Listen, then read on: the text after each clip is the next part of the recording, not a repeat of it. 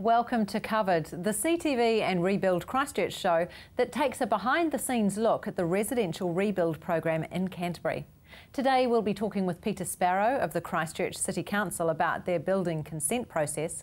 We'll also be talking to William Huell from the Ministry of Business, Innovation and Employment about their technical guidance for rebuilding or repairing properties in earthquake-affected areas right here in Canterbury. We'll also be talking to insurance advocate Darren Wright, who is going to give us some top tips for customers who are still dealing with their insurance claims.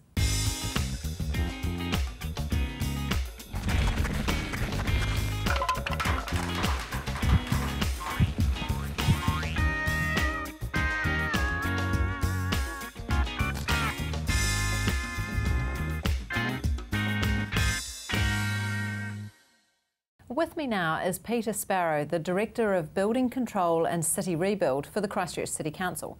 Welcome, Peter. Thanks for coming on in. Thank you. Now, you were appointed to the role at the start of last year, and it's a massive task, really. Can you tell me a little bit about what it is that you actually do and why we have a consenting process? Right, so I'm the Director of Building Control City Rebuild with Christchurch City Council. Now that's a new position from last year. Building control in New Zealand is governed by the 2004 Building Act. Now all councils provide those services, but because of the issues that we saw in 2013, Yep. Crown Management had to come in and basically take control of the building control services of Christchurch City Council. So it's been a very interesting, probably 18 to 19 months. Okay, so this has been issues that some people are aware of and some people aren't. Can you just sort of briefly tell me exactly, what happened to get us to the point that we're at now? Right, okay, so in 2013 Christchurch City Council lost their accreditation, which is the requirement that they have to be able to issue building consents. Now because of that, central government had an agreement with Christchurch City Council to put in place a Crown Manager. Right. Now Doug Martin is the Crown Manager and he put forward an action plan to government to fix the building control processes with Christchurch City Council. Okay, so now we're at today, where we're almost back to square one really, and working our way through the process. What does a person do if they need consents and things like that? Can you just step me through the actual process for a client? Okay, so first of all, what has to happen is they have to obviously have the desire to either do a repair or a rebuild. They have to get plans and specifications developed, and then they have to make an application for a building consent. Now we'll check those plans and specifications, and then once we issue a building consent, we'll do inspections and then provide that building work a co-compliance certificate at the end of the job. So what happens when it's linked, inextricably with your insurance company, and they're managing the build? Who looks after that consenting process? Where are those responsibilities? So the consenting process sits with Christchurch City Council. So we'll provide our regulatory requirements through the consenting process.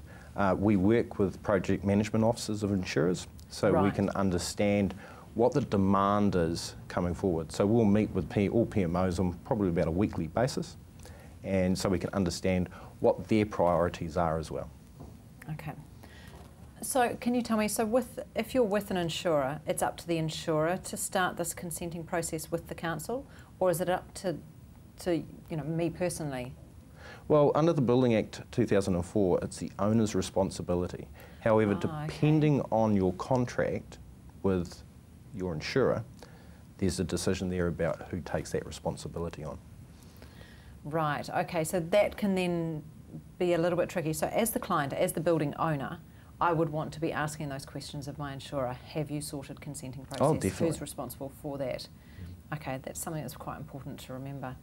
Of course, it gets more complicated if someone has cash settled. What's the advice out there for people? Do you leave it to your builder?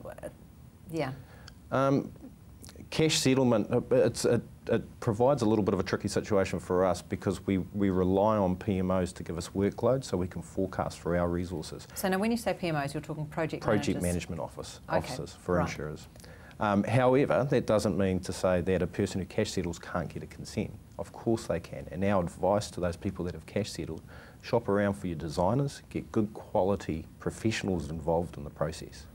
Okay. They'll help you through the consenting process as well. So you're talking through your builders, your architectural draftsmen, your That's engineers, etc., and making sure that those processes are still filled. Yes. Because if you don't have that code of compliance, you've got major issues, haven't you? That's right. Yeah, you need to have a code of compliance for insurance. Yes. And you need to have a code of compliance if you're selling a property as well, don't you? You need a code compliance if you are on selling a property. Right. Yeah. Yes. Okay, yeah. And the key one, I think, for a lot of people is that, yeah, you need to be covered by insurance. Oh, definitely. Yeah, Yes. yeah. So don't move back into your property until you've got that code of compliance. Usually that will be covered by contract insurance as well during the build. Okay, building contract insurance too. Yes. Okay, so this is actually quite a big issue here, isn't it? Where do you find the biggest problems from a client's point of view? What is it that you would like to ease for them to make process easier? I think the biggest advice that we can provide is, I'll reiterate what I said before, was get good quality professionals involved in the design and construction process. We find it very tricky sometimes around geotechnical engineers and structural engineers not actually talking to each other sometimes as well. So good quality professionals. Okay. Now the technical guidance sometimes that the ministry offers and what you require are different. You know, is everybody starting to speak the same language again, or yeah, right. Are there issues there? So the technical guidance provided by the Ministry of Business, Innovation and Employment was to kind of standardise some of the repair processes. Now that was in response to a limited resource of engineering, structural engineering in the country. So it was to standardise it. Now we've accepted the MB guidance from a Christchurch City Council perspective as well, where if an applicant was to provide that as a solution, we would accept it. Now applicants and their designers can also apply for a solution that is outside the scope of that guidance as well. What kinds of things are exempt from getting consent? Right, okay, so the Building Act 2004 has a schedule attached to it. Right. That's Schedule 1 of the Building Act. That is building work that doesn't require a building consent. Now it ranges from some really simple repair work to being able to replace windows, being able to replace claddings. Okay. As an example. Now there's also an aspect to that Schedule 1 where we can actually make a decision from a council perspective. So if an applicant can provide appropriate plans and specifications and a good quality assurance system through the build, we can actually exempt more than what's in Schedule 1. Okay, that's interesting. I didn't know that, and I think there'd probably be quite a few people who didn't realise that. That's right. So there is room for a little bit of lobbying and negotiation yes, if required. Okay, and that's to talk about with your consenting officer, I assume?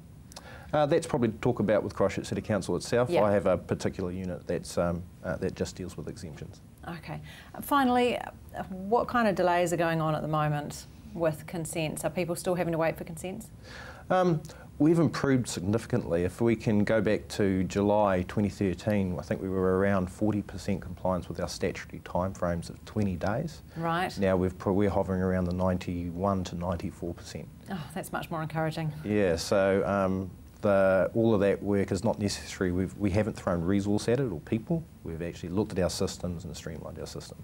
Great. Well, here's looking to more streamlining as the year continues. That's right. Peter, thank you very much for your time. I appreciate it. No problems. When we come back, William Hewell from the Ministry of Business, Innovation and Employment will tell us about their technical guidance for rebuilding and repairing properties in earthquake-affected areas right here in Canterbury.